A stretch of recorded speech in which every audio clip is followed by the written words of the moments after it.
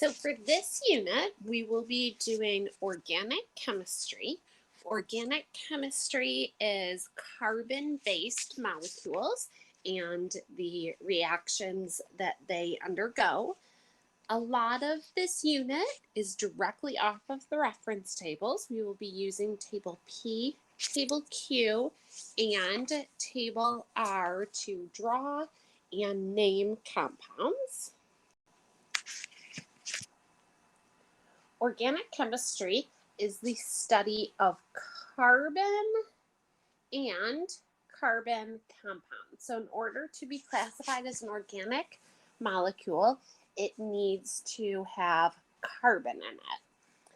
Organic compounds contain carbon atoms, which are covalently bonded to each other in chains, rings, networks to form a variety of structures. We are mainly going to be dealing with chains, naming them and drawing them, which we will get to in the next video. Now, to review, covalent means that electrons are shared between nonmetals. So carbon is a nonmetal. Also, in organic molecules, we will see hydrogen, oxygen, nitrogen. Those are all nonmetals. So in our organic compounds, we have carbon and some other atoms like hydrogen, oxygen, nitrogen, and the electrons are shared between those nonmetals. A brief overview on our general characteristics. Now, these would apply to the majority of organic compounds. So most of our organic compounds have a symmetrical structure, therefore they would be classified as nonpolar.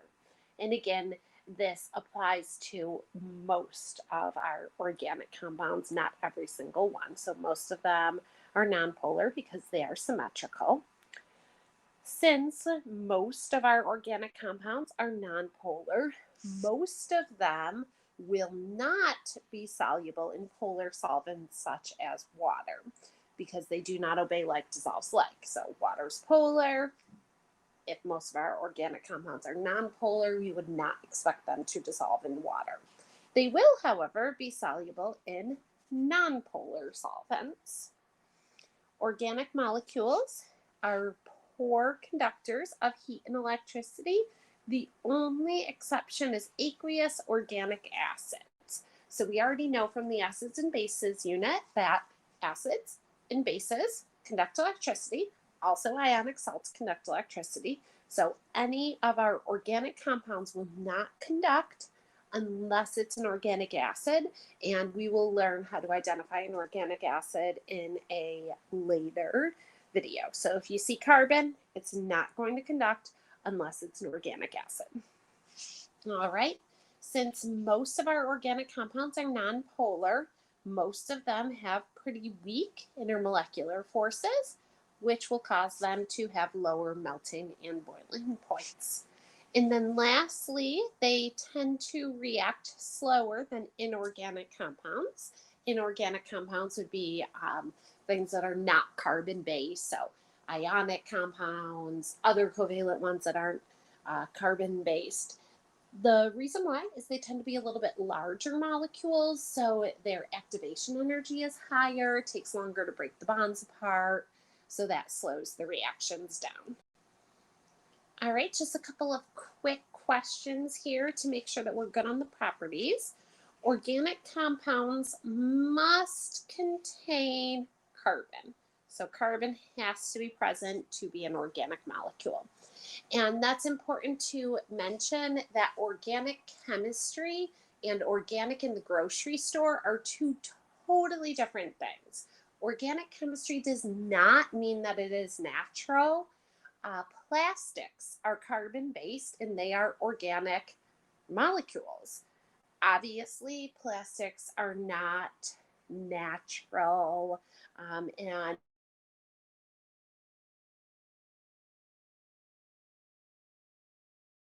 terms in organic chemistry, two totally different things. Organic chemistry is just carbon-based molecules. All right, number 2. In general, which property is true of organic compounds? So they have fast reactions. That would not be true because they tend to react a little bit slower. Most of them are insoluble in water because most of them are nonpolar. They melt at relatively high temperatures. Most of them have relatively low melting points. So answer 4 would be correct. All right, explain in terms of polarity why most organic compounds are insoluble in water. So we know that water is polar because it's bent, so it is asymmetrical. Most of our organic molecules are nonpolar. Therefore, they do not obey like dissolves like because they do not have the same polarities. All right, we are going to just talk about some vocabulary, structural formulas, condensed structural formulas, molecular formulas, empirical formulas, while also introducing table P and table Q. So you want to look in your reference tables at page 7, where table P and table Q are. All right, so let's say that you are asked to draw butane, and this is going to be covered in more detail in the next video. So butane, which is lighter fluid. So you go to table P, and on table P, you see that bute, the prefix bute stands for 4 carbon atoms. So you would draw out 4 carbon atoms. 1, 2, 3, 4. Now the ending ane on table Q tells us that this is an alkane, meaning that the C's are connected with single bonds. Then we know that carbon has 4 valence electrons, so carbon always has to have 4 bonds coming off of it. So then you fill that in with H's. Again, these drawings are going to be covered in more detail in the next video. I just wanted to briefly introduce it in this one. Okay, so our structural formulas would be draw the molecule, show the bond, show if you have single, double, triple bond, show what is connected to what. It's an attempt to show the bonding pattern because most of the time we're going to draw it flat, 2-dimensional, and in real life the molecules are 3-dimensional. All right, condensed structural formula, you condense it around each C. So for butane, we would just take the structural formula that we wrote and we would condense it down. So we have CH3, CH2, CH2, and another CH3. So you just take this first C, it's connected to 3 H's, hence the CH3.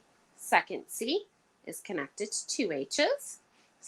Third C connected to 2 H's, and final C connected to 3 H's.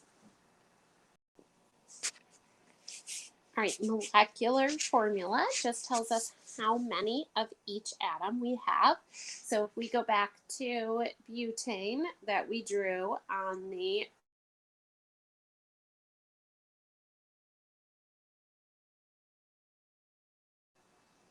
and 10 H's. Empirical formula means reduced. So again, working with butane, 4 and 10 are both divisible by 2, so we get C2H5. So I just wanted to go over those vocabulary terms: empirical formula, molecular formula, structural formula, condensed structural formula, while also introducing table P and table Q. We will go through those 2 tables in more detail in the next video.